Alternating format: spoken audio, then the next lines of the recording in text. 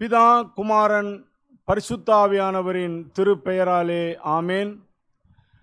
இரட்சகர் இயேசு கிறிஸ்துவின் பாடுகளை குறித்து தியானிக்கின்ற தபசு காலத்தின் வெள்ளிக்கிழமை ஆகிய 5ஆம் வெள்ளிக்கிழமை மாலை ஆராதனைக்கு ஆரம்பமாக நாம் அனைவரும் 78ஆம் கீர்த்தனையை இணைந்து பாடுவோம். கீர்த்தனை எண் 78. உருகாயோ நெஞ்சமே நீ குருசினில் அந்தோ பார், கரம் கால்கள் ஆணி ஏறி திருமேனி நையுதே.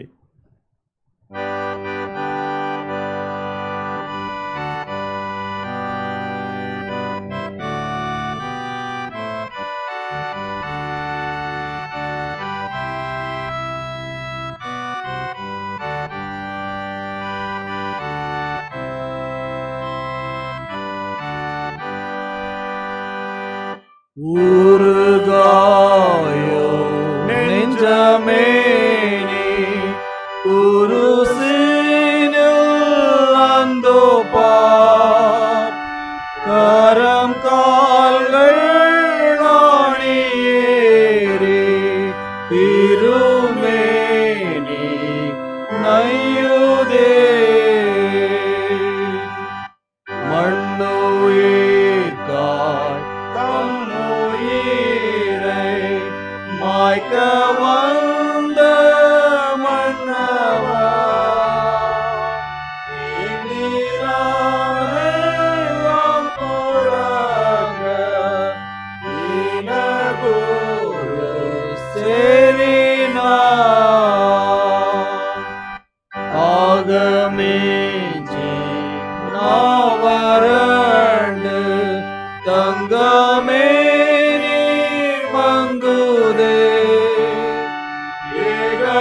ஏகபாரன் கண்ணயது இத்துணையாய் எண்ணினார். ஓவுலகை தாங்கும் தேவ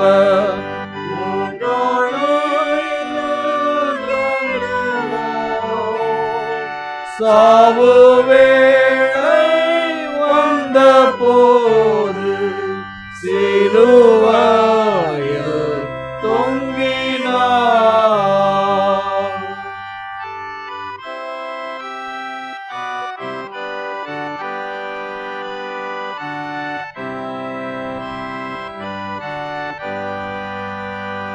வல்ல பேயை வெல்லவான விட்டு வந்த தெய்வம்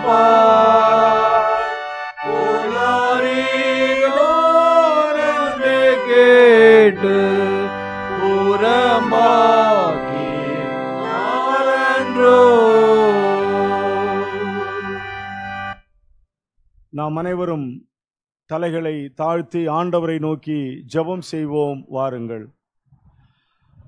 அளவில்லாத இரக்கமுள்ள பராபரனே, நாங்கள் பாவத்திலே விழுந்து ஆக்கினைக்கு பாத்திரராய் இருக்கிறோம் என்கின்ற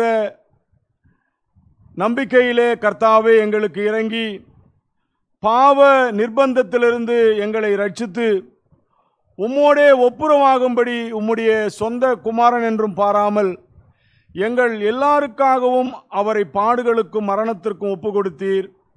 நாங்கள் அவருடைய சிலுவையின் வசனத்தை மனதிலே வைத்து அதன் திவ்ய பலத்தினால் எங்கள் பாவங்களை உணர்ந்து இருதயம் கரைந்துருகவும் எங்கள் இரட்சகர் உண்டு பண்ணின குறையற்ற நீதியை பற்றி பிடித்து உருக்கமாய் அவரை சிநேகித்து கொண்டே வரவும் பரிசுத்த ஆவியானவரை கொண்டு எங்களை ஏவி எழுப்பியருளும் சுவாமி. ஆமேன்.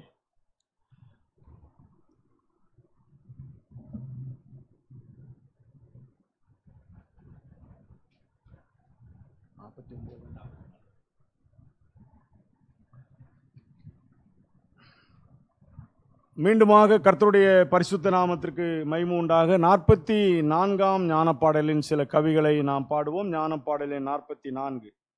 ஓர் ஆட்டுக்குட்டி மீட்குதல் உண்டாக்க இங்கே வந்து பூலோகத்தாரின் பாவங்கள் அனைத்தையும் சுமந்து இளைப்பையும் தவிப்பையும் அடைந்து எந்த நோவுக்கும் வாதைக்கும் அடிக்கும் கீழாகி தூஷணத்தையும் தீட்பான சாவையும் கூடவும் சாதாய் அனுபவிக்கும்.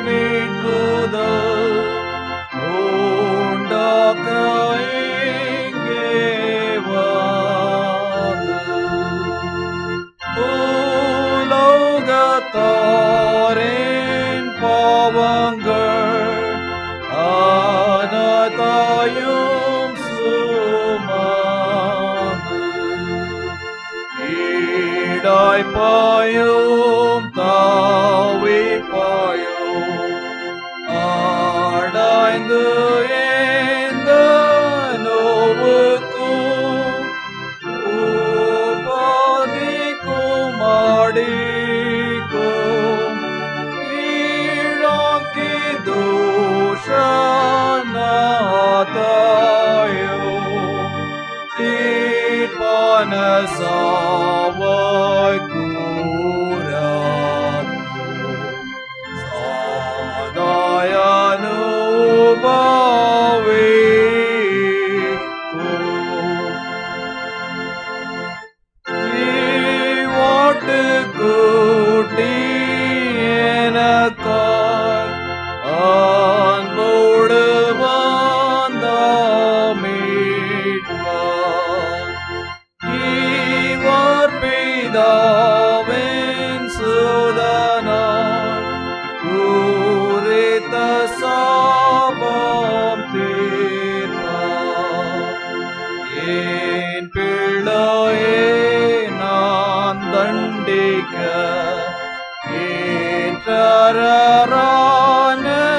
சகல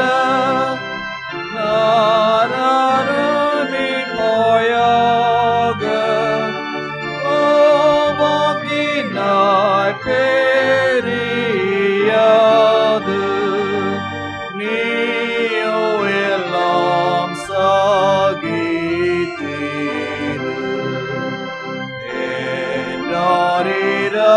என்றாரிரக்கமா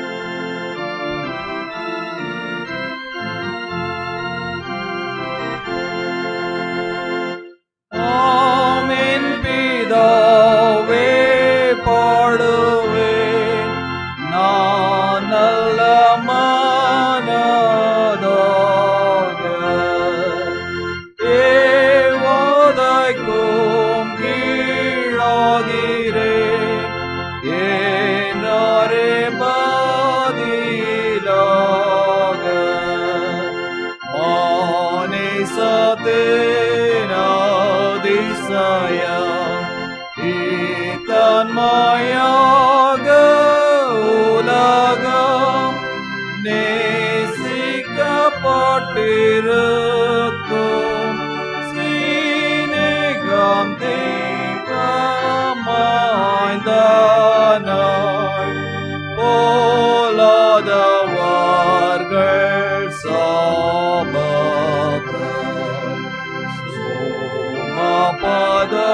சுமப்பதற்கீழ்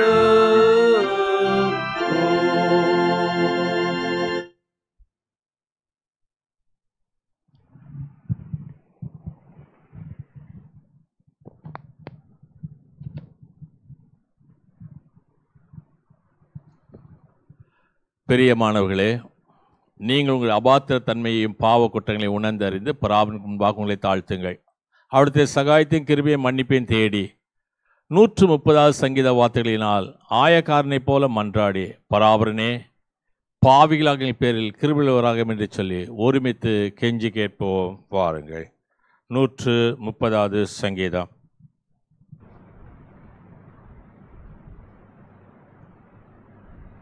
கர்த்தாவே, ஆளுங்களிலிருந்து உம்மை நோக்கி கூப்பிடுகின்றேன்.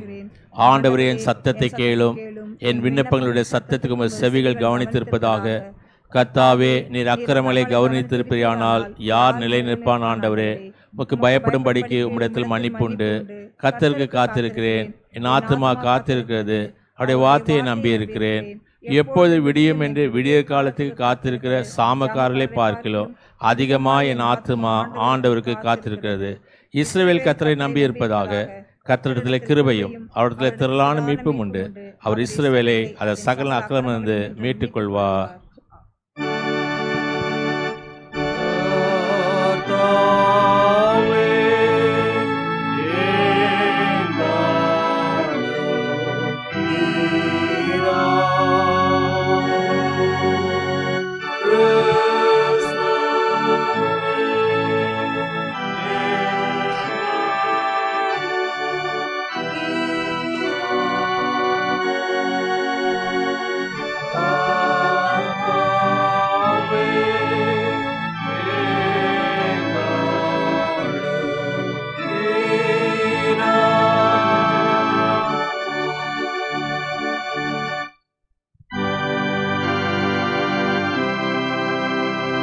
கர்த்தரானவர் உங்களோடு இருப்பாராக.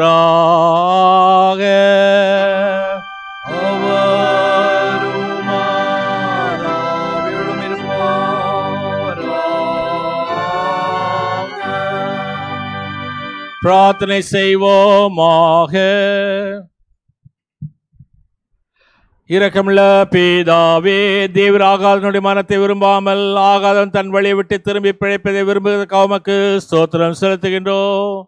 நாங்கள் எங்களுடைய பாவத்தை நிமித்தம் நீதியின்படி அனுபவிக்க வேண்டிய தண்டனையை தேவனுடைய இரக்கத்தினால் எங்களை விட்டு விலக்கி நாங்கள் பாவ வழியை விட்டு திரும்பும்படி எங்களுக்கு கிருபை செய்தல்ல வேண்டும் என்று உமது நேசகுமாரனாக எங்களாதேர் இயேசு கிறிஸ்துவின் மூலமாய் உம்மை வேண்டிக் கொள்ளுகிறோம். சுவாமி.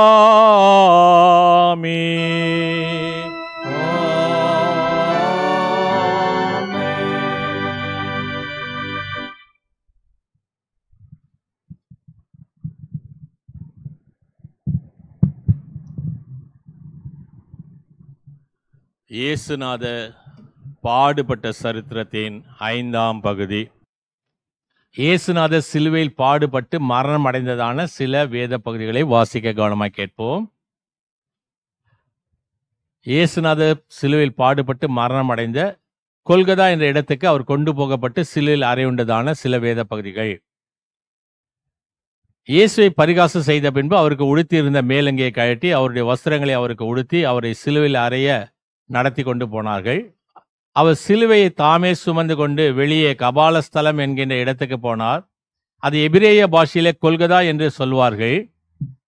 அவர்கள் அவரை கொண்டு போகையில் சிரேனே ஊரானும் அலெக்சாந்தருக்கும் ரூப்புக்கும் தகப்பனுமாகிய சீமோன் எனப்பட்ட ஒருவன் வயல்வெளியிலிருந்து அவ்வழியே வருகையில் அவருடைய சிலுவையை சுமக்கும்படி அவனை கட்டாயப்படுத்தினார்கள். திரள் ஜனங்களும் அவருக்காக மாரடித்து புலம்புகிற ஸ்திரீகளும் அவர் பின்னே போனார்கள். இயேசுவோ அவர்கள் முகமாய் திரும்பி, எருசலேமின் குமாரத்திகளே, நீங்கள் ஏன் நிமித்தம் அழாமல் உங்கள் நிமித்தம் உங்கள் பிள்ளைகள் நிமித்தமும் அழுங்கள் என்றார். இதோ மலடிகள் பாக்கியவதிகள் என்றும் பிள்ளை பெறாத கர்ப்பணங்களும் பால் கொடாத முளைகளும் பாக்கிய முளைகள் என்று சொல்லப்படும் நாட்கள் வரும். அப்போது மலைகளை நோக்கி எங்கள் மேல் விழுங்கள் என்றும் குன்றுகளை நோக்கி எங்களை மறைத்துக் கொள்ளுங்கள் என்றும் சொல்லத் தொடங்குவார்கள். பச்சை மரத்துக்கு இவைகளை செய்தால் பட்ட மரத்துக்கு என்ன செய்யப்படும் என்றார். அவரோடு கூட கொல்லப்படுவதற்கு குற்றவாளிகளாக வேறு 2 பேரையும் கொண்டு போனார்கள். கபாலஸ்தலம் என்னும் அர்த்தம் கொள்ளும் கொல்கதா என்னும் இடத்துக்கு அவர்கள் வந்தபோது கசப்பு கலந்த காடியை அவருக்கு குடிக்க கொடுத்தார்கள். அவரோ அதை ருசி பார்த்து குடிக்க சம்மதிக்கவில்லை. அங்கே அவரை சிலுவையில் அறைந்தார்கள். அவரோடு வேறு 2 பேரை இரு பக்கங்களிலும் இயேசுவையும் மத்தியிலும் அறைந்தார்கள். அப்படி அக்கிரமக்காரில் ஒருவரால் எண்ணப்பட்டார் என்கின்ற வேத எழுத்து நிறைவேறிற்று. பிலாத்து ஒரு விலாசத்தை எழுதி சிலுவையின் மேல் போடுவித்தான். நசனாகிய இயேசு யூதரினுடைய ராஜா என்று அதில் எழுதியிருந்தது. இயேசு சிலுவையில் அறையப்பட்ட இடம் நகரத்துக்கு சமீபமானதால் யூதரில் அநேகர் அந்த விலாசத்தை வாசித்தார்கள். அது எபிரேய, லத்தீன், கிரேக்க பாஷையில் இருந்தது. யூதருடைய பிரதான ஆசாரியர் அதை கண்டு பிலாத்துவினிடம், யூதருடைய ராஜா என்று நீர் எழுதாமல் தான் யூதருடைய ராஜா என்று அவன் சொன்னதாக எழுதும் என்றார்.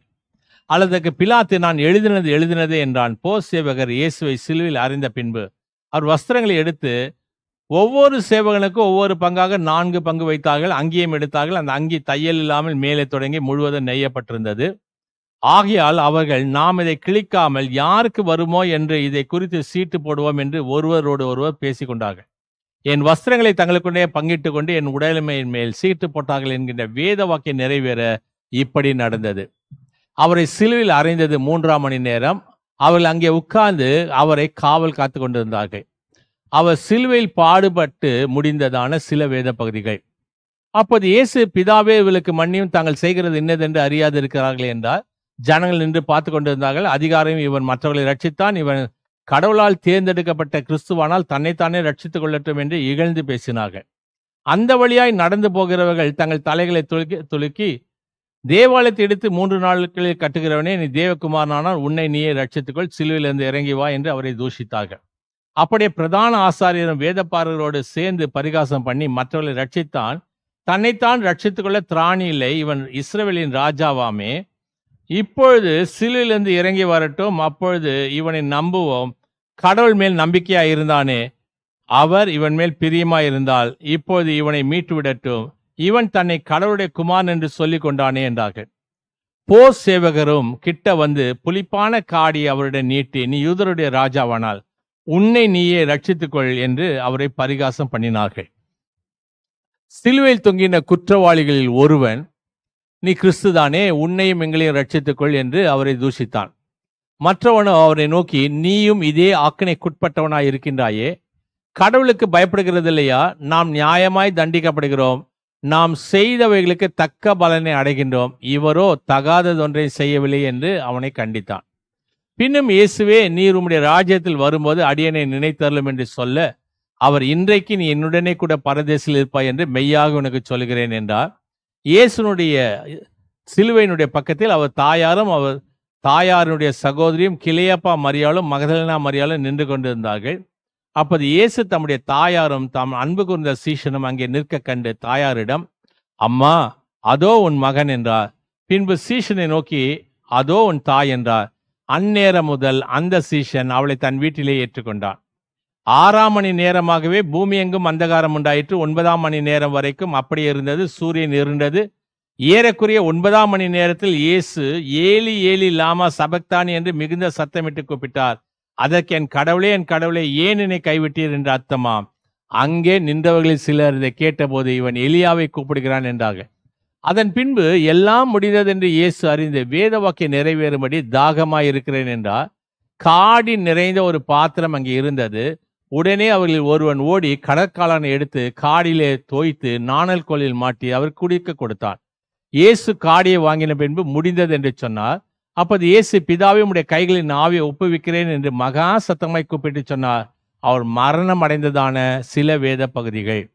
இப்படி சொல்லி தலையை சாய்த்து ஆவியை ஒப்பு கொடுத்தார். இதோ தேவாலயத்தின் திரை மேலே தொடங்கி கீழே வரைக்கும் 2ஆக கிழிந்தது. பூமியும் அதிர்ந்தது. கண்மலைகள் பிளந்தது. கல்லறைகள் திறந்தது. நித்திரை அடைந்திருந்த அநேக பரிசுத்தவான்களுடைய சரீரம் எழுந்திருந்தது. அவர் உயிர்த்தெழுந்த பின்பு இவர்கள் கல்லறை விட்டு வெளிப்பட்டு திருநகரத்துக்குள் சென்று அநேகருக்கு காணப்பட்டார்கள். அவருக்கு எதிரே நின்ற 100க்கு அதிபதி, இவர் இப்படி ஜீவனை விட்டதை கண்டபோது, மெய்யாகவே இந்த மனுஷன் நீதிபரனும் தேவகுமாரனுமாய் இருந்தார் என்று சொல்லி கடவுளை மகிமைப்படுத்தினார்கள். 100க்கு அதிபதியும் அவனோடு இயேசுவை காவலில் வைத்திருந்தவர்களும் பூமி அதிர்ச்சியும் சம்பவித்ததை கண்டு மிகவும் பயந்து, மெய்யாகவே இவர் தேவனுடைய குமாரன் என்றார்கள். இந்த காட்சியை பார்க்க கூடி வந்த இந்த ஜனங்கள் எல்லாரும் சம்பவித்தங்களை பார்க்கும்போது தங்கள் மார்பில் அடித்து கொண்டு திரும்பி போனார்கள்.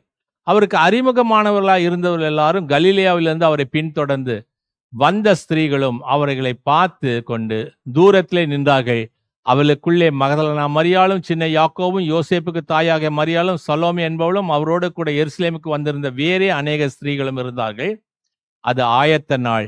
அந்த நாள் விசேஷித்த ஓய்வு நாள். அந்த ஓய்வு நாளில் உடல்கள் சிலுவையில் இருக்காதபடி கால் எலும்புகளை முறித்து அவைகளை எடுத்துவிட யூதர் பிலாத்தினிடம் போய் கேட்டுக்கொண்டார்கள். அந்தபடியே போசேவகர் போய் அவரோடு கூட அடையப்பட்டிருந்தவர்கள் ஒருவனுடைய கால் எலும்புகளையும் மற்றவனுடைய கால் எலும்புகளை முறித்தார்கள். அவர்கள் இயேசுனிடத்தில் வந்தபோதோ அவர் மரித்திருக்கிறதை கண்டார்கள். ஆகையால் அவர் கால் எலும்புகளை முறிக்கவில்லை. ஆகிலும் போசேவகரில் ஒருவன் அவர் விலாவில் ஈட்டியால் குத்தினான். உடனே இரத்தமும் தண்ணீரும் வெளிப்பட்டது. அதை கண்டவன் சாட்சி சொல்லியிருக்கிறான். அவன் சாட்சியம் உண்மைதான். தான் சொல்லுகிறது உண்மை என்று அவன் அறிந்திருக்கிறான். நீங்கள் நம்பும்படி அதை சொல்லியிருக்கிறான். அவர் எலும்புகளில் ஒன்று முறிக்கப்படுவதில்லை என்கின்ற வேத வாக்கியம் நிறைவேறும்படி இவைகள் நடந்தது. அல்லாமலும் தாங்கள் குத்தினவரை நோக்கி பார்ப்பார்கள் என்று வேத வாக்கியம் சொல்லுகிறது என்பது. வாசிக்கும்படியாக தெரிந்து கொள்ளப்பட்ட சில வேத பகுதிகள் வாசிக்கப்பட்டு முடிந்தது. கர்த்தர் தாம் இந்த வசனங்களை நமது இருதயங்களில் நித்திய ஜீவனுக்கென்று திடமளித்து காப்பாராக. ஆமென். நாம் அனைவரும் எழுந்து நின்று நமது விசுவாசத்தை அப்போஸ்தல விசுவாச பிரமாணத்தின் மூலம் பயபக்தியோடு அறிக்கை செய்வோம். பரலோகத்தையும் பூலோகத்தையும் படைத்த சர்வத்துக்குள்ள பிதாவாகிய அபிரகாமை விசுவாசிக்கின்றேன். ஒன்றான குமாரனாகிய இயேசு கிறிஸ்துவை விசுவாசிக்கிறேன். பரிசுத்தாவினால் கர்ப்பமாக உற்பவித்து கன்னிமரியாத்தில் பிறந்து பொந்தி பிலாத்துக்கு பாடுபட்டு சிலுவையில் அறையுண்டு மரித்து அடக்கம் பண்ணப்பட்டார். பாதாளத்தில் இறங்கி 3 நாள் மருத்துவ உயிர்த்தெழுந்தார். பரமண்டலத்துக்கு ஏறி சர்வத்துக்குள்ள பிதாவாகிய அபிரகாமை வலது பெற்றிருக்கிறார்.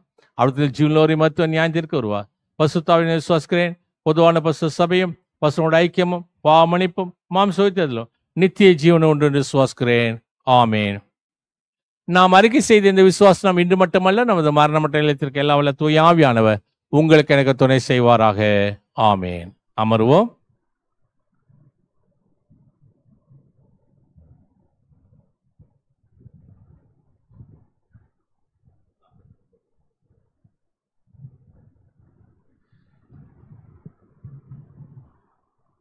மீண்டுமாக கர்த்தருடைய பரிசுத்த நாமத்திற்கு மகிமை உண்டாகவும் கர்த்தருடைய வார்த்தையை நாம் கேட்பதற்கு ஆதாரமாகவும் 49ஆம் ஞானப்பாடலின் முதல் 3 கவிகளை நாம் பாடுவோம். ஞானப்பாடலின் 49. பெரிய வாதைகளையே பொறுமையாய் சகித்தீர், தேவ ஆட்டுக்குட்டி இயேசுவே, நோவில் சாதாயிருந்தீர், என் பாடுகளில் என்னையும் பொறுமையாக்கி அருளும்.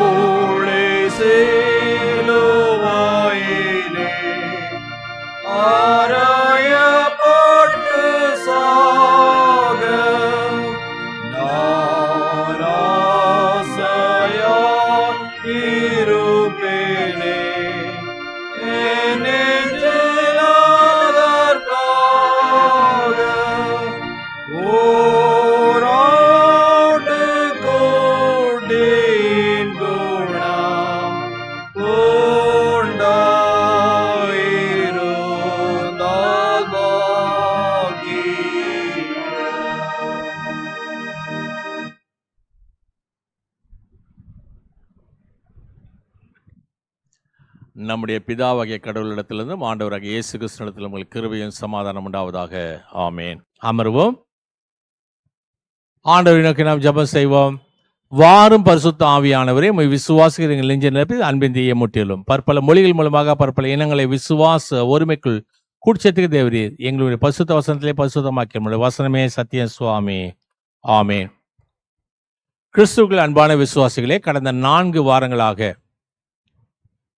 மார்க்கினுடைய பார்வையிலே சிலுவை, மத்தேயுனுடைய பார்வையிலே சிலுவை, லூக்காவினுடைய பார்வையிலே சிலுவை, யோவானுடைய பார்வையிலே சிலுவை என்று சொல்லி 5வது வாரமாகி இந்த வாரத்திலே பரிசுத்த பவுல் அப்போஸ்தலனுடைய பார்வையிலே சிலுவை என்று சொல்லி அவருடைய பார்வையிலே நாம் சிலுவை காணப்போகின்றோம்.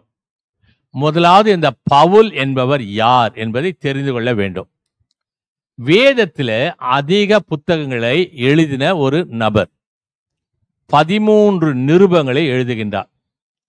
கிறிஸ்துக்கு பின்பாக 64வது ஆண்டிலே நீரோ மன்னனினால் சிரச்சேதம், கிலட்டின் என்று சொல்வார்கள், தலையை துண்டா வெட்டுறது, அப்படி கொலை செய்யப்பட்டவர். இவருடைய பெயர் அப்போஸ்தலர் நடபடிகளின் புத்தகம் 7வது அதிகாரம் 58வது வசனத்துல இவருக்கு சவுல் அப்படின்ற பெயர் வைக்கப்படுகிறது. சவுல் என்ற வாலிபன் வஸ்திரங்களை காத்து கொண்டிருந்தான். இந்த சவுல் என்று சொல்லக்கூடிய பெயர் ஹீப்ரு. சவுல் என்பது ஹீப்ரு வேர்ட். ஏன் இந்த பெயர் சவுல் என்று சொல்லக்கூடிய பெயர்? ரோமருக்கு எழுதின நிருபம் 11வது அதிகாரம் 1 வசனத்தை வாசிக்கும் போது, பிலிப்பியருக்கு எழுதின நிருபம் 3வது அதிகாரம் 5வது வசனத்தை வாசிக்கும் போது, இவர் ஆபிரகாமின் சந்ததி, பென்யமீனுடைய கோத்திரம், இவர் ஒரு இஸ்ரவேலன். ஆகவே இவன் பென்யமீனுடைய கோத்திரத்தை சேர்ந்த ஆபிரகாமுடைய சந்ததியா இருந்ததுனால, இஸ்ரவேலனா இருந்ததுனால இந்த சவுல் என்று சொல்லக்கூடிய வேதாகம பெயர் வைக்கப்பட்டிருந்தது. இந்த கோத்திரத்தில் பிறந்த சவுல் ராஜாவுடைய பெயர் இவருக்கு வைக்கப்பட்டிருக்கலாம் என்று சொல்லி நம்பப்படுகிறது. இவர் ஒரு ரோமனா இருந்தபடியால் பவுல் அப்படின்றது லாட்டின் பெயர் வைக்கப்பட்டது. சவுல் என்கின்ற பவுல் என்று சொல்லக்கூடிய பெயர். அப்போஸ்தலர் நடபடிகளின் புத்தகம் 13வது அதிகாரம் 9வது வசனத்துல இவருக்கு சவுல் என்று சொல்லிதான் பெயர் வைக்கிறார். அப்போஸ்தலர் நடபடிகளின் புத்தகம் 13வது அதிகாரம் 10வது வசனத்திலிருந்து இவருக்கு பவுல் என்று சொல்லிதான் அழைக்கப்படுகிறது. அதுக்கு முன்னாடி சவுல் தான் அவருக்கு பேர். ஏன்? முக்கியமாய் புற ஜாதிகளும் ரோமர்களுக்கும் சுவிசேஷம் செய்ததினால அவருக்கு அந்த பெயர் ரோம பெயர் வழங்கப்படலாயிற்று. லத்தீன் என்று சொல்லக்கூடியது ரோமனுடைய பெயர். 13வது அதிகாரம் 9வது வசனத்துல செர்கியூ பவுல் என்று சொல்லக்கூடிய ஒரு மனிதனை அவர் சுகமாக்கினதுனால இந்த பவுல் என்று சொல்லக்கூடிய பெயரோ, அல்லது இவர் குள்ளனாய் இருந்தபடியினால் குள்ளன் என்று சொல்லக்கூடிய அர்த்தம் கொள்ளும் பவுல் என்ற பெயரை தரித்திருந்தார் என்று சொல்லி நினைக்கக்கூடாது. அப்படி நினைக்கக்கூடாது. அப்படியெல்லாம் இல்லை. 2வது பகுதிக்கு போவோம். இவர் பிறந்த இடமும் காலமும். பவுல் சிசிலியா நாட்டு தலைநகர், சிலிசியா நாட்டினுடைய தலைநகர் தர்சு என்ற ஊர்ல பிறந்தார். இத அப்போஸ்தலர் 9வது அதிகாரம் 11வது வசனம், 21வது அதிகாரம் 39வது வசனம், 22வது அதிகாரம் 3வது வசனம் சொல்லுகிறது. தர்சுஸ்து பட்டணத்தான் என்று சொல்லக்கூடிய பெயர் வளர். இது சின்ன ஆசியாவில் இருக்கக்கூடிய ஏசியா மைனர் முக்கிய நகரம். அதுல கீர்த்தி பெற்ற சர்வ கலாசாலை யூனிவர்சிட்டி இருந்தது. பவுலுடைய முன்னோர் எப்போது தர்சு பட்டணத்துக்கு வந்தாங்கன்றது நமக்கு தெரியாது. கலிலேயாவிலிருந்து கிஸ்காலா என்ற ஊரிலிருந்து போனதாக பாரம்பரியங்கள் சொல்லுகிறது. ரோம சிலிசியா ஜெயிப்பதற்கு முன் அந்த தேசத்தை ஆண்ட கிரேக்க ராஜாவினால அவர் குடியேற்றப்பட்டிருக்கலாம். அதனால அங்க இருந்த பரிசேயர்கள் எபிரேய பாஷை பேசினவர்கள். அப்போஸ்தலர் 26வது அதிகாரம் 23வது அதிகாரம் 6வது வசனம், பிலிப்பியர் 3வது அதிகாரம் 5வது வசனம், அப்போஸ்தலர் 21 20வது வசனம், 22 2வது வசனம். இதனுடைய அடிப்படையில் அங்கிருந்தவர்கள் எபிரேய பாஷை பேசினார்கள் என்று சொல்லப்படுகிறது.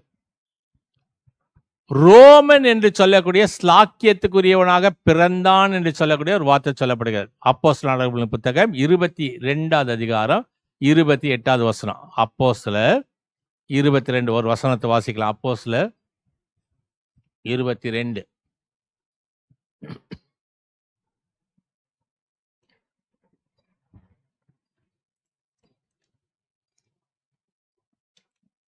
22 28.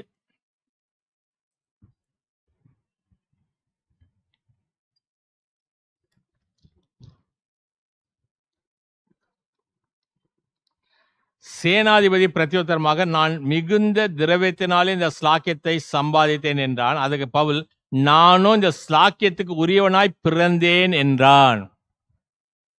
ஆகவே இது எல்லாருக்கும் கொடுக்கப்படாமல் முக்கியமான குடும்பத்தாருக்கு மட்டுமே இது கொடுக்கப்பட்டிருக்கும்.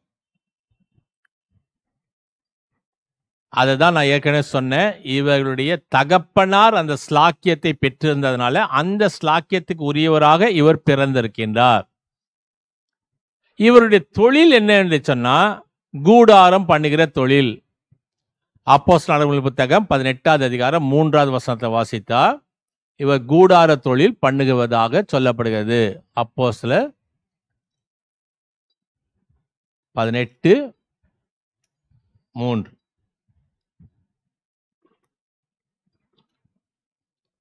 அவர்கள் கூடாரம் பண்ணுகிற தொழிலாளிகளாக இருந்தார்கள். தானும் அந்த தொழில் செய்கிறவனாக இருந்தபடினாலே அவர்களிடத்தில் தங்கி வேலை செய்து கொண்டு வந்தான். கூடார தொழில் இதுதான் 2 தெசலோனிக்கர் 3வது அதிகாரம் 8வது வசனம், 1 தெசலோனிக்கர் 2வது அதிகாரம் 9வது வசனத்தில் நாம் பார்க்கலாம். மிகவும் கஷ்டப்பட்டு இந்த தொழில் செய்ததினால் ஆரம்பத்தில் இவர் வறுமையில் வாழ்ந்து இருக்கலாம் என்று தெரிகிறது. ஆனா அதற்கு பிறகு இவரிடத்துல அதிகமான பணம் வந்து ஒரு ஐஸ்வர்யனாக செல்வந்தனாக மாறி இருக்கின்றார்.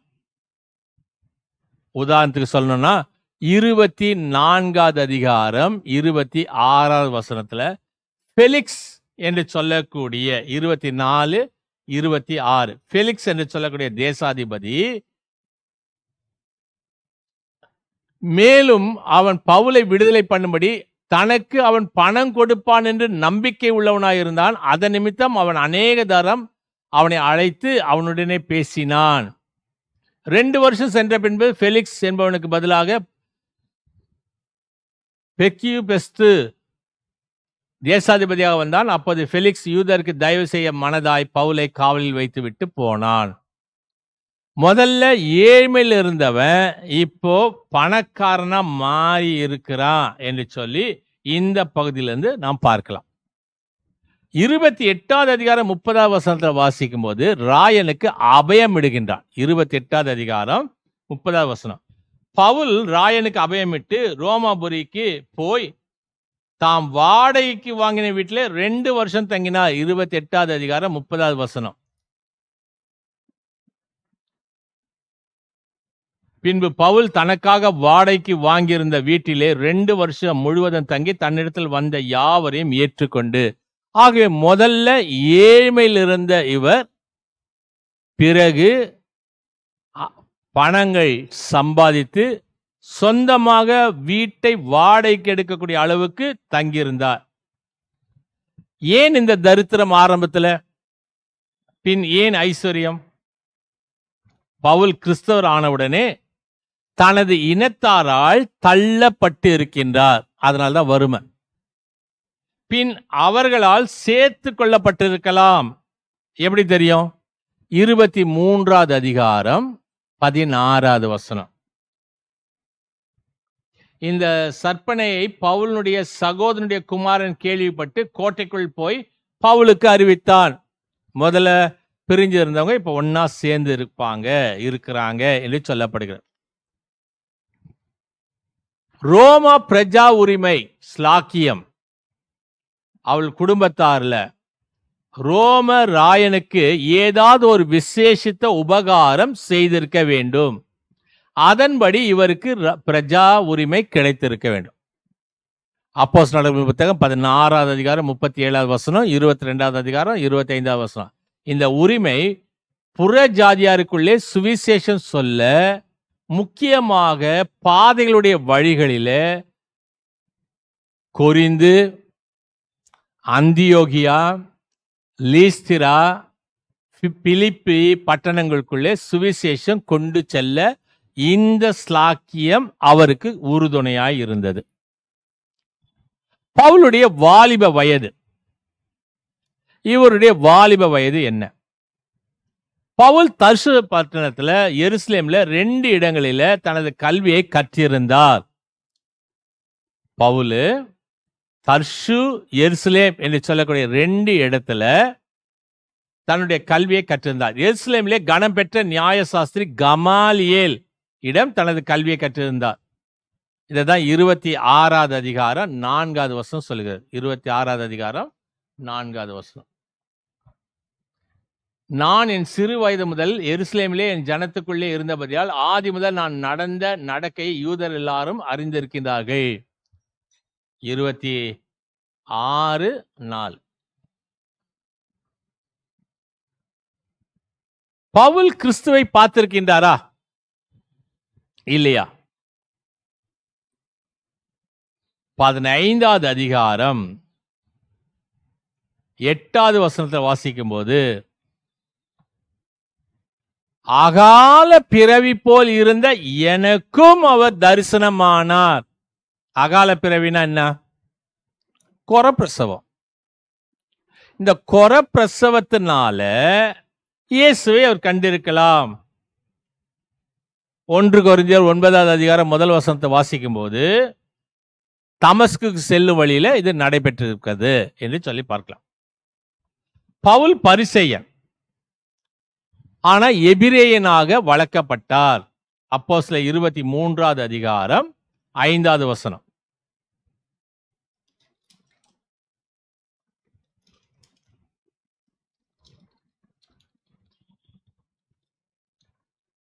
அதற்கு பவுல், சகோதரரே, இவர் பிரதான ஆசாரியர் என்று எனக்கு தெரியாது, உன் ஜனத்தின் அதிபதியை தீது சொல்லையாக என்று எழுதியிருக்கிறதே என்றான். என்னை ஏன் அடிக்கிற? அவரது நடக்கை குறித்து ஒரு சாட்சி சொல்லப்படுகிறது. கலாத்தியர்கள் நிருபம் 1 அதிகாரம் 14வது வசனத்தை வாசிக்கும் போது, வைராக்கியம் கொண்டவராய் இருக்கின்றார். பிலிப்பியர் 3வது அதிகாரம் 5வது வசனத்தை வாசிக்கும் போது அவருடைய வளர்ப்பு சொல்லப்படுகிறது.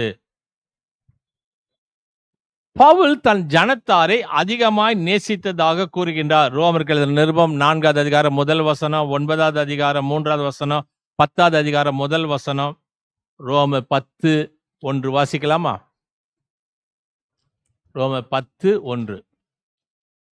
சகோதரரே, இஸ்ரவேல் ரட்சிக்கப்பட வேண்டும் என்பதே என் இருதயத்தின் விருப்பமும் நான் தேவனை நோக்கி செய்யும் விண்ணப்பமாய் இருக்கிறது. ஆகவே தன் ஜனங்கள் ரட்சிக்கப்பட வேண்டும் நேசித்த ஒரு மனிதன். 11வது அதிகாரம் 1 வசனத்தில் சொல்லப்படுகிறது. 2 கொரிந்தியர் 11வது அதிகாரம் 22வது வசனத்தில் சொல்லப்படுகிறது. மத வைராக்கியத்தின்படி கிறிஸ்தவர்களை துன்பப்படுத்துவதாக சொல்லப்படுகிறது. அதான் நமக்கு தெரியும். ஸ்தேவானை கொலை செய்யும் போது அதுல பங்கு எடுத்துக் கொள்கின்றார். அப்போஸ்தலர் 7வது அதிகாரம் 58வது வசனம், 8வது அதிகாரம் 1 வசனம், 9வது அதிகாரம் 1 வசனம், 26வது அதிகாரம் 10வது வசனத்தில் சொல்லப்படுகிறது. இவர் குணப்பட்ட பின்பு ஞானஸ்நானம் பெற்று ஊழியம் செய்கின்றார். இவரது ஊழியத்துல கிறிஸ்துவனுடைய சிலுவை தான் அதிகமாய் பிரசங்கம் செய்யப்படுகிறது.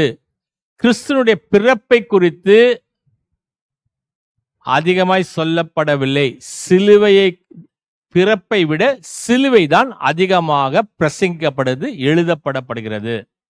The term the cross is found 11 times in Paul's letter.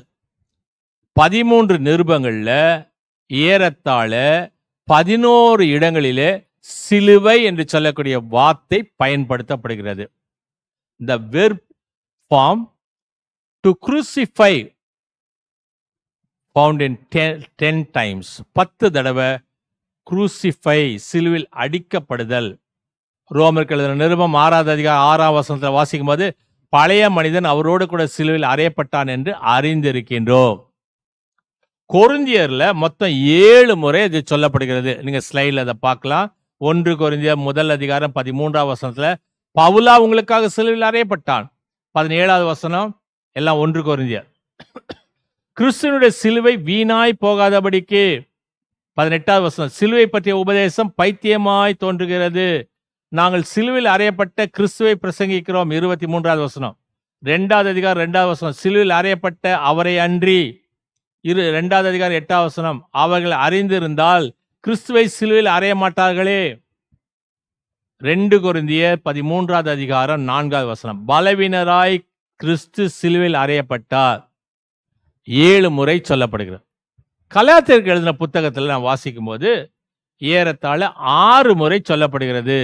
கலாத்தியர் 2வது அதிகாரம் 20வது வசனத்துல சிலுவையில் கிறிஸ்துவுடனே அறையப்பட்டு இருக்கின்றீர்கள். 3வது அதிகாரம் 1 வசனம் சிலுவையில் அறையப்பட்டவராக உங்கள் கண் முன்னே வெளிப்பட்டாரே. 5வது அதிகாரம் 11வது வசனம் சிலுவை பற்றிய இடரல். 5வது அதிகாரம் 24வது வசனம் ஆசை இச்சை கிறிஸ்தவர்கள் சிலுவையில் அறைந்திருக்கின்றார்கள். 6வது அதிகாரம் 12வது வசனம் சிலுவை நிமித்தம் விருத்த சேதனம். 6வது அதிகாரம் 14வது வசனம் சிலுவை குறித்தே மேன்மை பாராட்டுவேன். மற்ற சுவிசேஷங்கள்ல ஏறத்தாழ 6 இடங்களில் சொல்லப்படுகிறது. எபேசியர் 2வது அதிகாரம் 16வது வசனம் பகையை சிலுவையில் கொன்று இரு திறத்தாரையும் ஒன்றாக்கினார். பிலிப்பியர் 2வது அதிகாரம் 8வது வசனம் சிலுவையில் மரண பரியந்தம் தாழ்த்தினார். பிலிப்பியர் 3வது அதிகாரம் 18வது வசனம் சிலுவைக்கு பகைஞர். கொலோசியர் 1 அதிகாரம் 20வது வசனம் சிலுவையில் சிந்தின இரத்தம் ஒப்புரவாக்கும். 2வது அதிகாரம் 14வது வசனம் சிலுவையின் மேல் ஆணி அடித்து எழுத்துக்களை வைப்பது என்று சொல்லி சிலுவை பற்றி சொல்கிறார். இந்த சிலுவை பற்றிய உபதேசம் புத்தருடைய உபதேசம் போதி மரத்தினுடைய அடியிலிருந்து வந்தது. சாது சுந்தர் சிங்குடைய உபதேசம் திருவடி உபதேசம் என்று சொல்லக்கூடிய ஒரு நூலிலிருந்து வந்தது. தாமஸ் கெம்பீஸ் இமிட்டேஷன் ஆஃப் கிரைஸ்ட் என்ற நூல் 15வது நூற்றாண்டில் எழுதினார். ஆனால் கலாத்தியர்கள் நிருபம் 3வது அதிகாரம் 13வது வசனத்துல கிறிஸ்து நமக்காக சாபமானார். மரத்திலே தூக்கப்பட்ட எவனும் சபிக்கப்பட்டவன் கிறிஸ்து நமக்காக சாபமாகி நியாய பிரமாணத்தின் சாபத்துக்கு நம்மை நீங்களாக்கி விட்டார். மரணத்தை ஜெயித்தவர், மரணமே உன் கூர் எங்கே, வெற்றி சிறந்தவர். 1 கொரிந்தியர் 15வது அதிகாரம் 53வது வசனம். கலாத்தியர் 2வது அதிகாரம் 15வது வசனம். கொலோசியர் 1 அதிகாரம் 20வது வசனம் சொல்கிறது. 14வது வசனத்துல ரத்தத்தில் ஆரம்பித்து 20வது வசனம் ரத்தத்திலே முடிக்கின்றார். கொலோசியர் 1 அதிகாரம் 14வது வசனம் ரத்தத்தில் ஆரம்பித்து 20வது வசனம் ரத்தத்திலே முடிக்கின்றார். பிதாவுக்கும் மனுக்குலத்துக்கும் இருக்கக்கூடிய உறவையும் பரலோகத்துக்கும் பூலோகத்தில் உள்ளவர்களுக்கும் இஸ்ரவேலுக்கும் புறஜாதியாருக்கும் ஒப்புரவாக்குதலை சொல்லுகின்றார். பிதாவுக்கும் மனுக்குலத்துக்கும் பரலோகத்துக்கும் பூலோகத்துக்கும் இஸ்ரவேலுக்கும் புறஜாதியாருக்கும் ஒப்புரவாக்குதலை சிலுவை சொல்லுகிறது என்று சொல்லுகின்றார். சிலுவை பற்றிய நற்செய்தியை கூற வெட்கப்படேன் என்று சொல்லி இந்த பரிசுத்த பவுல் அப்போஸ்தலன் சிலுவை பற்றி சொல்ல நாம் பாவிகளாய் இருக்கையிலே கிறிஸ்து நமக்காக மரித்ததினால் ரோமர் 16வது அதிகாரம் சிலுவை பாடு அனுபவித்தராக ஒரு பட்டியல் போடுகின்றார். என்னெல்லாம் செய்யப்பட்டது என்று சொல்லி. சிலுவையில் அறையப்படுதல் என்பது எதை குறிக்கிறது? இன்னைக்கு சிலுவையில் அறையப்படணும், சிலுவையில் அறையப்படணும், நீங்கள் கிறிஸ்துவோடு சிலுவையில் அறையப்பட்டால் என்று சொல்லுங்க. சிலுவையில் அறையப்படுவது என்பது எதை குறிக்கிறது? சிலுவையில் அறையப்படுதல் என்பது ஒரே திசையை தான் பார்த்து கொண்டு இருப்பான், வேற திசை பார்க்க முடியாது. அவனுக்கு எதிர்காலம் என்பது இல்லை, எந்த திட்டமும் தீட்ட முடியாது, பட்ஜெட் எல்லாம் போட முடியாது. நான் எதிர்காலத்தில் எப்படி பண்ணுவோம் அப்படி பண்ணுவோம் எதுவும் சொல்ல முடியாது. 3வது, அவன் திரும்பி போவதில்லை, யாராவது அவனை இறக்கி விட்டாதான். இதுக்கு நான் எளிய உதாரணம் சொல்லுவேன். வீட்டில் போய் ஒரு செவுரு இருந்ததுன்னா அந்த செவுத்துல போய் 2 கையும் வச்சுக்கிட்டு நீங்கள் தலையை மட்டும் திருப்பி பாருங்க, உங்களால் திருப்ப முடியாது. இந்த சிலுவை மரணம் என்பது தற்கொலை அல்ல, அது கொலை. காலில் ஆணி அடிச்சுக்கலாம், ஒரு கையில் ஆணி அடிச்சுக்கலாம், இன்னொரு கையில் யார் அடிக்கிறது? ஆகவே அது கொலை. அதை தான் சிலுவையில் அறைந்ததாக ஒரே திசை முன்னோக்கி பார்ப்பேன், வேற பக்கம் பார்க்க முடியாது. அவனுக்கு எதிர்காலம் கிடையாது, திட்டங்கள் கிடையாது, கிறிஸ்து தான் திட்டம். அவன் மீண்டுமாய் திரும்பி போவதில்லை. அதை தான் சிலுவையில் அறைந்ததாக பரிசுத்த பவுல் அப்போஸ்தலன் அதற்கு மேலாக ஒரு காரியத்தை சொல்ல, தனது ஐஸ்வர்யத்தை, தன் படிப்பை, தன் அந்தஸ்தை குப்பையை போல நஷ்டம் என்று எண்ணுகிறேன் என்று சொல்லுகின்றார். அதுதான் சிலுவையில் அறையப்படுது. எல்லாவற்றையும் கிறிஸ்துவுக்காக விட்டு விடுதல். அந்த வாழ்க்கை வாழ இந்த பரிசுத்த பவுல் அப்போஸ்தலன் அவருடைய பார்வையிலே சிலுவை நமக்கு கற்றுக் கொடுக்கின்றார். அந்த வாழ்க்கை வாழ தூய ஆவியானவர் உங்களுக்கு எனக்கு துணை செய்வாராக. ஆமென். கண்களை மூடி ஜெபிப்போம். கிருபை இரக்கமுள்ள நல்ல ஆண்டவரே, ஆசீர்வதிக்கக்கூடியவரே, நாங்கள் சிலுவையில் அறையப்பட்டவர்களாக, எல்லாவற்றையும் நஷ்டம் என்றும் குப்பை என்றும் விட்டுவிட்டவர்களாக, நீர் எங்களுக்கு காட்டக்கூடிய லக்கை நோக்கி முன்னோக்கி சென்று பின்னோக்கி பார்க்காமல் சிலுவையின் முன்னே உலகமென் பின்னே என்று வாழக்கூடிய வாழ்க்கை தர வேண்டுமாய் நான் இயேசு கிறிஸ்துவின் கெஞ்சி முன்னாடுகிறோம் சுவாமி. ஆமீன். பரமண்டலக்கு எங்கள் பிதாவே, நாமம் பசுத்தப்படுவதாக, ராஜ்யம் வருவதாக, சித்தம் பரமண்டங்களிலே செய்யப்படுவது போல பூமியிலே செய்யப்படுவதாக. அன்றல் அப்பதின்றுதாரும் என் கடனாளிக்கு நாம் மன்னிக்கிறது போல நிப்பாட்டுகளை மன்னியும், எங்கள் சோதனைக்கு பிரவேசிக்கப்படாதரும் தீர்ந்து ரட்சித்துக்கொள்ளும். ராஜ்யம் வல்ல மகிமையும் என்னென்னைக்க முடியல சுவாமி. ஆமீன். நம்முடைய ஆண்டவராக இயேசு கிறிஸ்துவின் கிருபையும் பிதாவாகிய தேவன் அன்பும் பரிசுத்தாவுடைய ஐக்கியம் ஆசீர்வாதம் வழி நடத்தலும் சதா காலத்திலும் நம் அனைவரோடும் இன்று என்று இருப்பதாக. ஆமேன். அறிவிக்க வேண்டிய சில அறிவிப்புகள். வரக்கூடிய ஞாயிற்றுக்கிழமை ஒரு சந்தியின் 5ஆம் ஞாயிறு காலை 8:30 மணிக்கு ஆலய ஆராதனை நடைபெறும். ஜூடிகா என்று சொல்லக்கூடிய தலைப்பு. அடுத்த வெள்ளிக்கிழமை மத்தேயு, மார்க்கு, லூக்கா, யோவான், பரிசுத்த பவுல் அப்போஸ்தலன் பார்த்தாச்சு. மிக முக்கியமாய் பார்க்கக்கூடிய ஒரு பார்வை பேதுருடைய கண்ணோட்டத்துல சிலுவை என்ன சொல்லப்படுகிறது, பேதுரு அதை எப்படி பார்த்தார் என்பதை தான் அடுத்த வாரம் நான் சிந்தனை செய்ய இருக்கின்றோம். பரிசுத்த பேதுரு அப்போஸ்தலனுடைய பார்வையிலே சிலுவை. அனைத்து காரியங்களையும் ஜெப சிந்தையோடு கலந்து கொள்ளும்படி உங்களை அன்போடு கேட்டுக்கொள்கின்றேன்.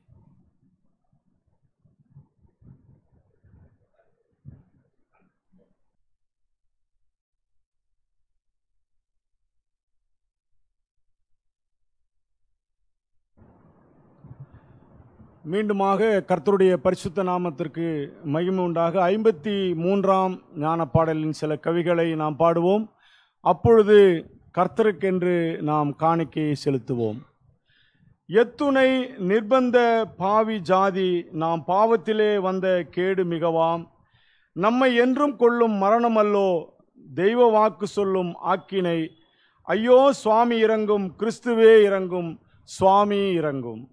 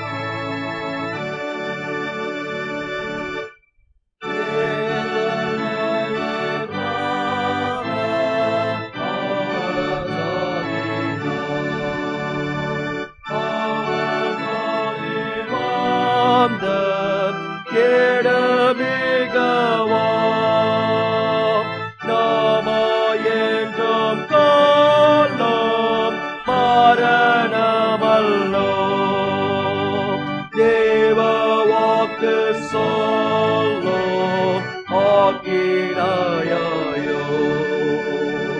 Swami Irago, Cristo Irago,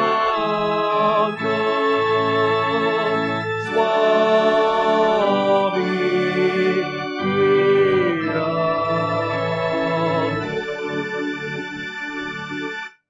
பாவத்தால் மனத்த சாவை நீக்கனாம் என்றும் சாத்தியாற்ற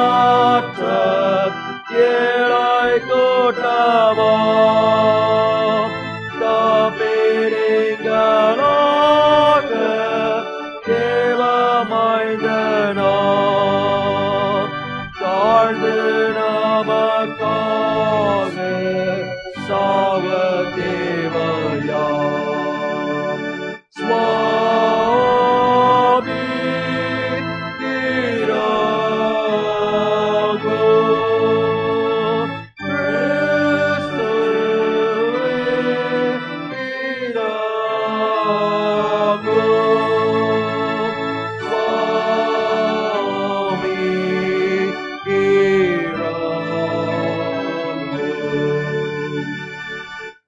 கிறிஸ்து எங்கே வாழ்ந்து நல்ல மனதால் ஏழாயாய் பிறந்து மாநிலவிட்டார் ஞான எல்லாருமாக முடிவென்றியே சாபத்துக்குள்ளாக போயிட போமே. சுவாமி இராகோ, கிறிஸ்துவே இராகோ, சுவாமி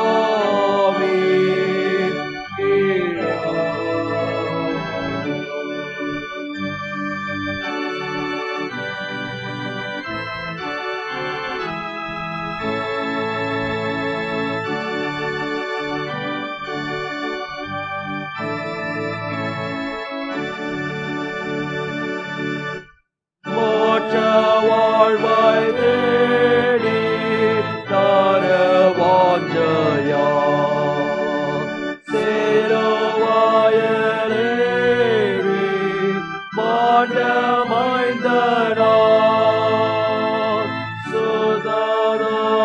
சுததயவான அன்பால் சுவாமியார் இந்த மேன்மையான மீட்புண்டாக்கினார். சுவாமி இராகோ, கிறிஸ்துவே இராகோ, சுவாமி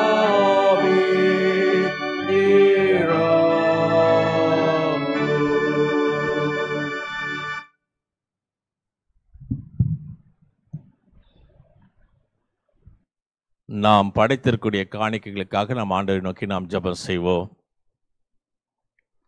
கிருபையும் இரக்கமுள்ள நல்ல ஆண்டவரே, அகால பிறவி போன்ற எனக்கும் கிறிஸ்து தரிசனமானார் என்று சொல்லி பரிசுத்த பவுல் அப்போஸ்தலன் உமது பிறப்பை விட உமது சிலுவை மரணத்தையே தன் மேன்மையாக எண்ணி நானும் கிறிஸ்துவோடு கூட சிலுவையில் அறையப்பட்டேன் என்று சொல்ல வாழ்க்கையை நாங்களும் அனுபவிக்க எங்களுக்கு உதவி செய்யுமாறு கேட்கின்றோம். ஆண்டவராக இந்த கரத்திலிருந்து பெற்றுக்கொண்டதே நன்றியுள்ள இருதயத்தோடு காணிக்கைகளாக படைக்கிறோம். ஆண்டவராக நீதாம் இந்த காணிக்கைகளையும் படைத்தருடைய அருமையான மக்களுடைய இருதயத்துடைய விருப்பங்களை ஏற்றுக்கொண்டு ஆஸ்வத்து வழிநடத்துமா. நான் இயேசு கிறிஸ்துவின் பாதம் கெஞ்சி மன்றாடுகிறோம் சுவாமி, ஆமேன். லித்தானியா என்று சொல்லக்கூடிய 100வது ஞானப்பாட்டை நாம் ஜெப நிலையில் நின்று நாம் பாடுவோம்.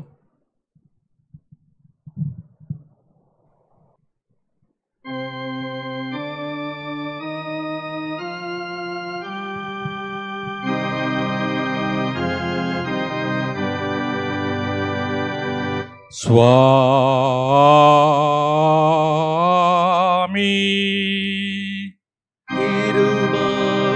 கிருபையாயிரு கிறிஸ்துவே கிருபையாயிரு சுவாமி கிருபையாயிரு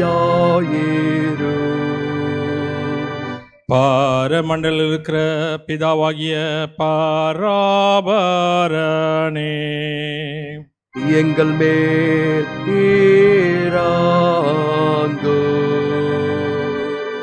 லோகத்தின் இரட்சகராயிருக்கிற சுதனாகிய பராபரனே எங்கள் மேல் இறங்கு. பரிசுத்தாவியாகிய பராபரனே எங்கள் மேல் இறங்கு.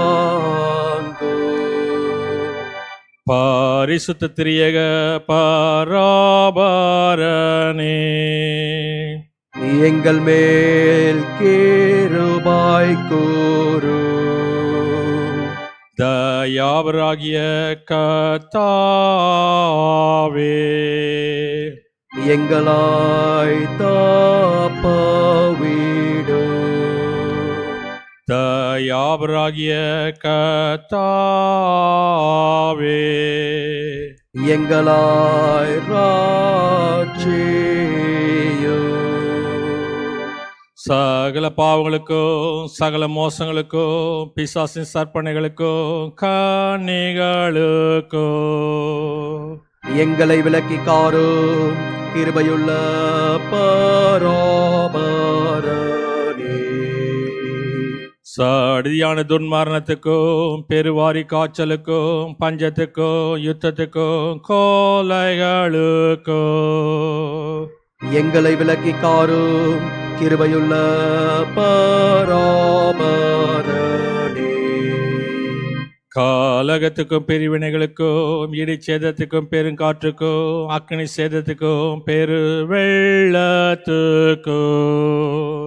எங்களை விலக்கி காரும் கிருபையுள்ள பராபரனே. நித்திய மரணத்துக்கும் எங்களை விலக்கி காரும் கிருபையுள்ள பராபரனே. உம்முடைய பரிசுத்த மனித அவதாரத்தினாலோ உம்முடைய உபவாசத்தினாலோ சோதனையினாலோ உம்முடைய மரண அவஸ்தையினாலோ இரத்த வேர்வாயினாலோ எங்களை ரட்சியும் கிருபையுள்ள கர்த்தாவே. தேவரி சிலுவில் அறையுண்டு அடைந்த மரணத்தினாலும் தேவரி மகிமையாய் உயிர்த்தெழுந்து பரமண்டலத்துக்கு ஏறினதினாலோ எங்கள் மரண வேளையிலும் நியாய தீர்ப்பே நாளிலோ எங்களை ரட்சியும் கிருபையுள்ள கர்த்தாவே.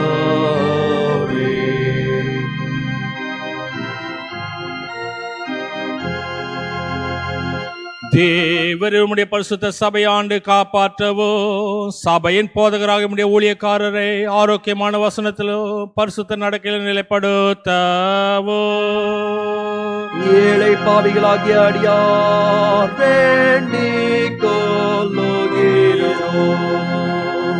சகல வேத பொருட்களையும் இடர்களை மறுத்து தடுக்கவோ வழி தப்பி மோசம் போனவர்களெல்லாம் திருப்பவோ சாத்தானே எங்கள் கால்களின் கீழ் நசுக்கி போடவோ ஏழை பாவிகளாகிய அடியார் வேண்டிக் கொள்ளுகிறோம். உமது அறுப்புக்கு உண்மையான வேலையாட்களை அனுப்பவோ தெய்வ வசனம் பலிக்கும் படிக்கும் ஒரு ஆவியம் பலத்தை கூட கட்டளையிடவோ துக்கப்பட்டு திடனற்றிருக்கிற அனைவரையும் ஆதரித்து தேற்றவோ ஏழை பாவிகளாகிய அடியார் வேண்டிக் கொள்ளுகிறோம். கிறிஸ்தவர்களாக சகல ராஜாக்களுக்கும் பிரபுக்களுக்கும் மக்கள் சமாதானத்தை ஒருமையும் தரவும் எங்கள் குடியரசின் ஜனாதிபதிக்கும் மற்ற தலைவர்களுக்கு அமைந்துள்ள அரசாட்சியார்களவோ எங்கள் சபைகளையும் ஊழியக்காரர்களையும் ஸ்தாபனங்களையும் ஆசிரியத்து காக்கவோ ஏழை பாவிகளாகிய அடியார் வேண்டிக் கொள்ளுகிறோம். எங்களை உம்முடைய பரிசுத்த ஊழியத்தில் நிலைப்படுத்தி பலக்க பண்ணவோ, உம்முடைய பரிசுத்த சுவிசேஷம் பிரசித்த பண்ணப்பட, யூதரையும் விசுவாசில் அனலற்று மருள விழுந்தவர்களையோ புற மதத்தினரையும் திருப்பி வேலை நடந்தேற பண்ணவோ.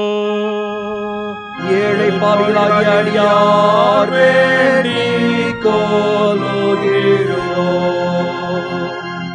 ஆவதி இக்கட்டை அனுபவிக்கின்ற யாவருக்கு சகாயராய் தென்படவோ, தரையிலும் தண்ணீரிலும் ஆகாயத்திலும் பயணம் பண்ணுகின்ற யாவரையும் காப்பாற்றவோ, கர்ப்பவதிகளுக்கு சந்தோஷமான பேற்றை கட்டளையிடவோ, சகல பிள்ளைகளையும் வியாதிக்காரர்களையும் பார்த்து கொண்டு பராமரிக்கவோ, குற்றமில்லாமல் காவல் பண்ணப்பட்டவர்களை விடுதலையாக்கவோ, சகல விதவைகளின் தாய் தப்புனில்லாத பிள்ளைகளை ஆதரிக்கவோ. ஏழை பாவிகளாகிய அடியார் வேண்டிக் கொள்ளுகிறோம். சகல மனிதருக்கு இறங்கவோ, எங்கள் உபகாரிகளுக்கெல்லாம் கிருபையுள்ள நித்திய பலன்களை கொடுக்கவோ, எங்களை பகைக்கிறவர்களுக்கும் துன்பப்படுத்துவர்களுக்கும் தூஷணிகளுக்கும் மன்னிப்பளித்து அவள் மனதை திருப்பி எங்களோடு சமாதானப்படுத்தவோ, நிலத்தின் பயிரை ஆசுவத்தை காப்பாற்றவோ, எங்களுக்கு பாக்கியமான முடிவை கொடுக்கவோ, எங்கள் விண்ணப்பங்களை கேட்டாருளோ. ஏழை பாவிகளாகிய அடியார் வேண்டிக் கொள்ளுகிறோம். பிராமுடைய குமாரனாகிய இயேசு கிறிஸ்துவே, இரக்கமுள்ள கர்த்தரே, அடியாராய் கேட்டாருளோம். லோகத்தின் பாவத்தை சுமந்து தீர்க்கிற தேவ ஆட்டுக்குட்டியே, எங்களுக்கு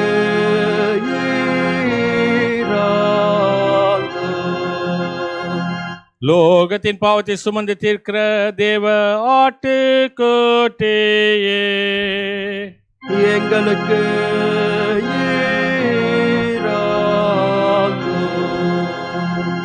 லோகத்தின் பாவத்தை சுமந்து தீர்க்கிற தேவ ஆட்டுக்குட்டியே, உம்முடைய சமாதானத்தை எங்களுக்கு தாரும்.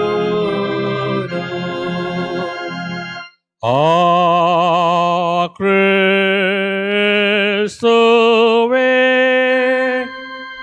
எங்களாய் கேட்டாருளோம். சுவாமி,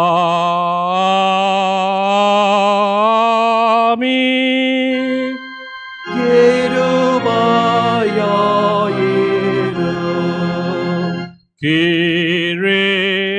கிறிஸ்துவே, கிருபையாயிரும். சுவாமி,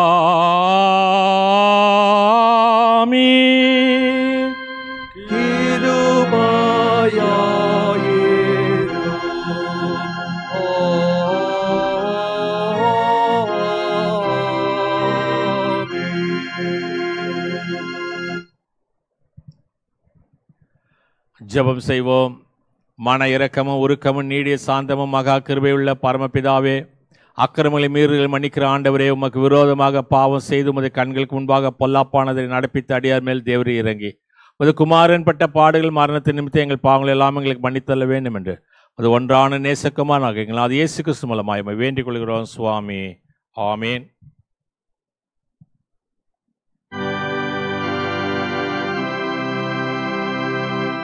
கர்த்தரானவர் உங்களோடு இருப்பாராக.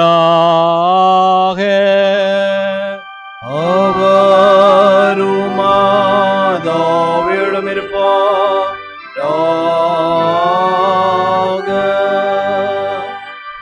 கர்த்தரானவர் உன்னை ஆசீர்வதித்து உன்னை காப்பாராக.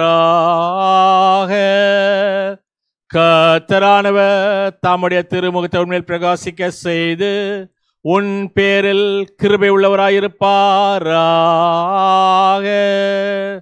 கர்த்தரானவர் தம்முடைய திருமுகத்தை உன்மேல் ஏறெடுத்து உனக்கு சமாதானம் தந்தழுவாராக.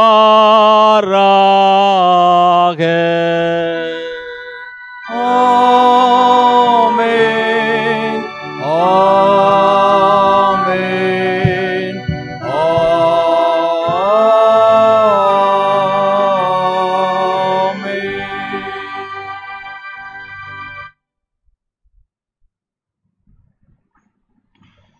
ஆராதனையின் நிறைவு பாடலாக 59ஆம் ஞான பாடலின் முதல் கவியை நாம் பாடுவோம்.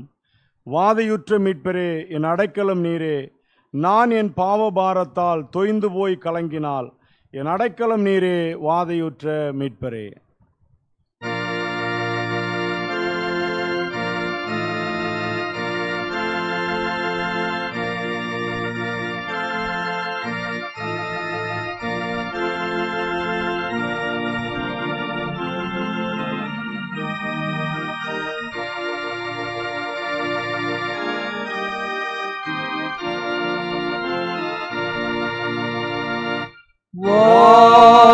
வாதையுற்ற மீட்பரே, என் அடைக்கலம் நீரே, நான் என் பாவ பாரத்தால் தொய்ந்து போய் கலங்கினான், என் அடைக்கலம் நீரே, வாதையுற்ற மீட்பரே.